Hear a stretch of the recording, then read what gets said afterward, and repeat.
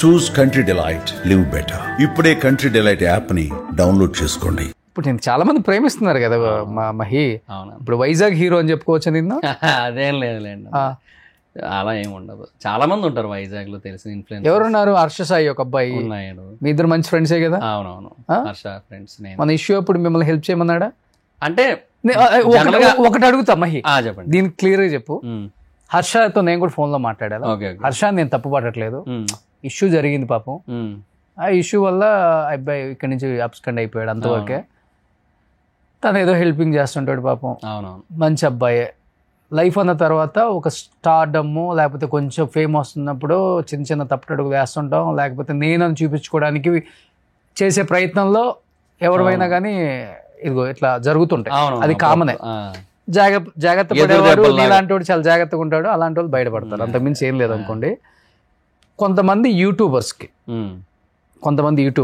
ఈ so called మేము చాలా ఫేమస్ యూట్యూబ్లో, మేము ఏది చెప్పినా జనం నమ్ముతారు, మాకు సబ్స్క్రైబర్స్ ఎంతమంది ఉన్నారు, మా ఫాలోవర్స్ ఎంతమంది ఉన్నారు, మేము నిజం అని చెప్తే నిజం నమ్మే అంత పిచ్చోళ్ళు కూడా ఉన్నారు మాకు అని భ్రమలో బతికే వాళ్ళకి నేను మీకు 5 లక్షలు 10 లక్షలు ఇస్తాను, మొన్న వచ్చిన ఇష్యూ మీద మిత్ర సమ్ ఇష్యూ మీద నేను మీకు ఇస్తాను, నా మీద బ్యాడ్గా కాకుండా పాజిటివ్గా వీడియోస్ చేయండి, నా తప్పు లేదనుకుని ఆ అమ్మాయిని బ్లేమ్ చేయండి, లేకపోతే నన్ను హైప్ చేయండి అని అందరు యూట్యూబర్లతో మాట్లాడుకున్నాడు. ఇంత ఇచ్చేసారు అందరికీ. దాంట్లో మహిక్ కూడా ఇంతని మాట్లాడుకున్నాడు, ఫిక్స్డ్ రేటు. మహిక్ కూడా కాల్ చేసి నాకు పాజిటివ్గా చూపించమని మాట్లాడాడు అని చెప్పేసి నేను న్యూస్ విన్నారా? విన్నా. బట్ ఈ అబ్బాయి నేను తప్పు పట్టట్లేదు ఇప్పుడు కూడా. తన వర్షం తన ఏదో ఉంటుంది. నేను కూడా మాట్లాడాను అబ్బాయితో కూడా. మా సుమన్ గారికి కూడా ఇట్లా మెసేజ్ పెట్టి రోషన్ గారు పక్షపాతంగా చేస్తున్నారనే అది కూడా మెసేజ్ పెట్టాడంట. నేను ఏదైనా డైరెక్ట్ గా పెట్టాడంట. ఆయన నాకేం చెప్పలేదు. తర్వాత ఎప్పుడో అన్నారు ఆయన, ఏదన్నా ఉంటే నాతోనే మాట్లాడుకోవాలి ఎవడైనా. నేను ఒక న్యూస్ చేస్తున్నానంటే నాకు ఇన్ఫర్మేషన్ ఉన్న ప్రకారం నేను న్యూస్ చేస్తాను. నేను నీ మీద గాసిప్స్ లేకపోతే కావాలని ఊహించుకొని కల్పితాలు ఏమి ఉండవు. మాకు పోలీస్ దగ్గర నుంచి ఏదైతే గ్రూప్లో వస్తుందో ఇది కేసు పెట్టింది, రేప్ కేసు అది ఇదని వస్తేనే మనం చేయగలం. అయిపోయి అబ్స్కండ్ అయ్యాడు కాబట్టి అంతే కదా. లేకపోతే రోషన్ అనేవాడికి వాళ్ళైనా ఒకటే నువ్వైనా ఒకటే. నేను తనకు కూడా ఒకటే చెప్పాను, నువ్వు కూడా నువ్వు పోరాడు, ఫైట్ చేయి. నిజంగా నీ వైపు నిజం నువ్వు తప్పు చేయలేదంటే మేము ఫైట్ చేస్తాం. ఇప్పుడు వాళ్ళు నాకు తెలుసు, ఈ అబ్బాయి కూడా తెలుసు, మన ఛానల్కి కూడా వచ్చాడు పాపం. ఆ టైంలో నీతో మాట్లాడా? అంటే డబ్బులు ఇస్తాను, మనీ అదేమీ లేదు అసలు. మనీ కోసం అదేదో ఎక్కడొచ్చిందో నాకు తెలియదు, కానీ మనీ రిలేటెడ్గా అసలు ఒక్క డిస్కషన్ లేదు మా ఇద్దరి మధ్య. అసలు ఏమీ లేదు. మనీ ఇస్తాను ఇట్లాగా చెయ్యండి అనేది ఏం లేదు. సో అది జరిగిన తర్వాత నాకు ఇలా దీని గురించి ఫోన్ చేసి ఇలా జరిగింది యాక్చువల్గా, బట్ అక్కడ అలా కన్వే అయ్యింది, బయటకు అట్లా చెప్పారు. So you can see this అని చెప్పి నాకు కొన్ని చూపించారు. ఏం చూపించారు? అదే బయటకు వచ్చాయి కదా TV5 లో కానీ మిగతా ఛానల్స్లో కానీ ఏవైతే ఆడియో రికార్డింగ్స్ వచ్చాయి కదా, అవే సేమ్ అవే చూపించారు. చూపించడం ఇన్ ద సెన్స్ వాట్సాప్లో సెండ్ చేసి చూపించారు. చూశాను, ఓకే. సో మీకు ఏమనిపించిందో మీరు చెయ్యండి, సో మీకు జెన్యూన్ అనిపించిందా అన్నారు. అంటే ఆయన జెన్యూన్ అనిపించారా అని అడిగారు. నాకు ఆడియో రికార్డింగ్స్ వింటే అలాగే అనిపించింది. సరే అని చెప్పి ఇంకా అదే చేశాను. అంటే నీకు కొత్తగా వచ్చిన ఆడియో రికార్డింగ్స్ ఏమున్నాయి? ఇంకా ఆడియో రికార్డ్స్ అదే ఆ అమ్మాయికి సంబంధించి తనకు సంబంధించి మాట్లాడినాయి కదా, అవే మిగతా ఛానల్స్ ఆల్రెడీ వచ్చినవే. అవి ఆల్రెడీ అవన్నీ అక్కడ వచ్చాయి. అవి కలెక్టివ్గా వచ్చాయి నాకు. అంటే ఒక్కొక్క ఛానల్లో 2-3 క్లిప్స్ అలా ఉంటే నా దగ్గరికి ఒక 4-5 మొత్తం కలిపి వచ్చాయి అంతే. అవన్నీ కలిపి ఒక వీడియో చేశాను అంతే. నాకు అనిపించిందే నేను చేశాను. బట్ మంచి ఫ్రెండా అంటే కొంచెం మంచి ఫ్రెండ్ ఇన్ ద సెన్స్ మాట్లాడుకుంటాం అప్పుడప్పుడు కాల్ చేసి మాట్లాడుకుంటాం. అండ్ హౌస్ లైఫ్ గోయింగ్ అన్నట్టుగా అంతే. అంటే ఇప్పుడు ఈ దర్ఫీ అది స్టార్ట్ అయిన తర్వాత కూడా సో వైజాగ్ లో కొంతమంది లోకల్ ఇన్ఫ్లుయెన్సర్స్ ఉన్నారు కదా, సో తనకు తెలిసిన వాళ్ళు కొంతమంది ఉన్నారు. సో వాళ్ళ త్రూ కొంచెం నేను ప్రమోట్ చేయిస్తానండి బ్రదర్, మీరు కొంచెం కంగారు పడకండి, ఈ విషయంలో నేను కొంచెం నా సైడ్ నుంచి నేను పుష్ చేస్తాను. ఎలా ఉంటాడు వ్యక్తిగతంగా మనిషి? వ్యక్తిగతంగా కలిసావు ఎప్పుడన్నా? కలిసాను నేను. ఎన్నిసార్లు కలిసావు? ఒకసారి కలిసాను. అక్కడ హైదరాబాద్ వైజాగ్ లో మ్యారియట్ హోటల్ ఉంటది అక్కడ. ఎందుకు వైజాగ్ కదా అతను వైజాగ్ కదా? వైజాగ్ విజయనగరం మరి ఎగ్జాక్ట్ గా ఐడియా లేదు. విజయనగరం సైడ్ అనుకో. అక్కడ సొంతూరులో కూడా హోటల్లోనే ఉంటాడా? అంటే ఎప్పుడైనా స్టేయింగ్ వచ్చినప్పుడు అనుకుంటా, మరి అది ఎగ్జాక్ట్ గా ఐడియా లేదు నాకు. బట్ అది నేను ఎప్పుడు అడగలేదు కూడా. అంటే ఆయన చాయిస్ కదా అని చెప్పి నేను అడగలే. బట్ అక్కడ ఉన్నప్పుడు ఒకసారి కలిసాను, మాట్లాడాను అంతే. కలవడం ఇప్పుడు డైరెక్ట్ ఇప్పుడు మీరు కలవడానికి వెళ్ళినప్పుడు ఎలా ఉంది పరిస్థితి?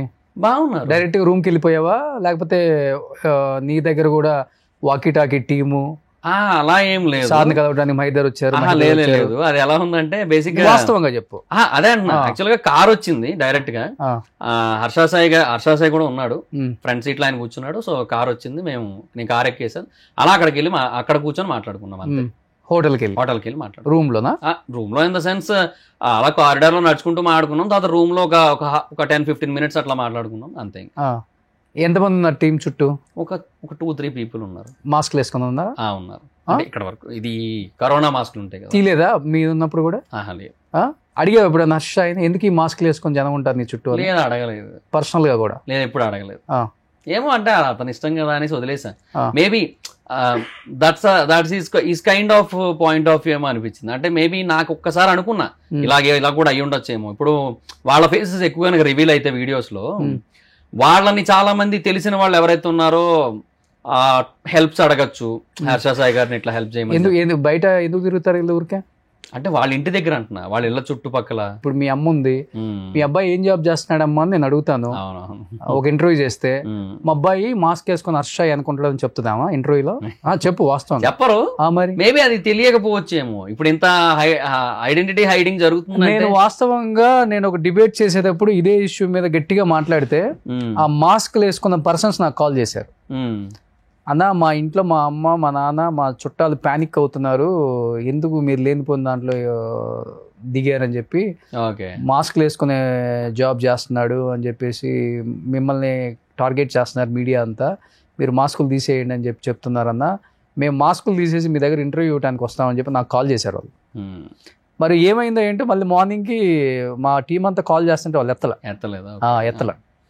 అదే అంటున్నాను, ఏదన్నా మాఫియా చేసేవాళ్ళు, లేకపోతే స్మగ్లింగ్ చేసేవాళ్ళు, గాంజా సప్లయర్స్, డ్రగ్ సప్లయర్స్, లేకపోతే ఇల్లీగల్ యాక్టివిటీస్ చేసేవాళ్ళు మూతులకు అడ్డం పెట్టుకుంటారు.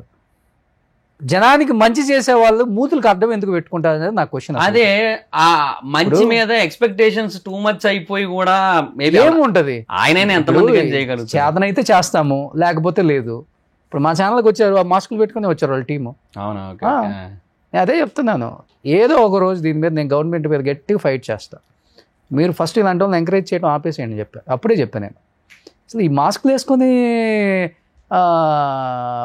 పోలీస్ స్టేషన్లో, అదే కమిషనర్ ఆఫీస్కి పోయినా, డీజీపీ ఆఫీస్కి పోయినా, వెనక ఆ మాస్క్ టీం నాకు అదే అర్థం కాదు. నువ్వు కలిసావు కాబట్టి నేను అదే అడుగుదాం అనుకున్నాను. పర్సనల్గా కలిస్తే నేను డెఫినెట్గా అడుగుతా. ఇప్పుడు ఏం చేస్తున్నాడు అసలుకి తెలీదు. ఐ థింక్ ఎక్కడో నార్త్ సైడ్ ఉన్నట్టున్నారు మేబీ. లేదు, ఇప్పుడు ఇక్కడ లేరు, అయిపోయింది ఇక్కడ అంతా. అంటే తెలీదు, అది ఒక పిల్లాడితో ఒక సాంగ్ రీల్స్ ఏవో చేశారు కదా, మేబీ అక్కడే ఉన్నట్టున్నారు. అటు సైడ్ ఏమైనా మేబీ వేరే ఏమన్నా షూట్ ఏమైనా ప్లాన్ లో ఉన్నారేమో, అడగనండి ఎక్కువ నేను. ఇప్పుడు తెలుగు స్టేట్స్ లో అయిపోయింది పాపులారిటీ అంతంగా, ఇప్పుడు వేరే స్టేట్ మీద పడ్డారు. పాన్ ఇండియా ఏమో, పాన్ ఇండియా ఇప్పుడు ఇది కూడా YouTube pan India, digital pan India ఏమో. అంటే నేను అదే అంటున్నా, నేను అన్వేష్ గారు కూడా నాకు బాగా పరిచయం. అన్వేష్ ఎంత పాపులర్ ఉన్న మనిషి, ఎంత నీట్ గా వీడియోస్ చేస్తాడు. అదే అంటున్నా, ఈయన కూడా అంతే. నేను ఎక్కువ ఇబ్బంది పెట్టను, ఏదైనా ఒక జనరల్ గా కాల్ చేస్తాం, మాట్లాడుకుంటాం అప్పుడప్పుడు అంతే. మరి ఎక్కువ ఇబ్బంది పెట్టను. పర్సనల్ అంటే వర్క్ స్పేస్ కోసమో లేదంటే పర్సనల్ స్పేస్ కోసం ఎక్కువ అడగను.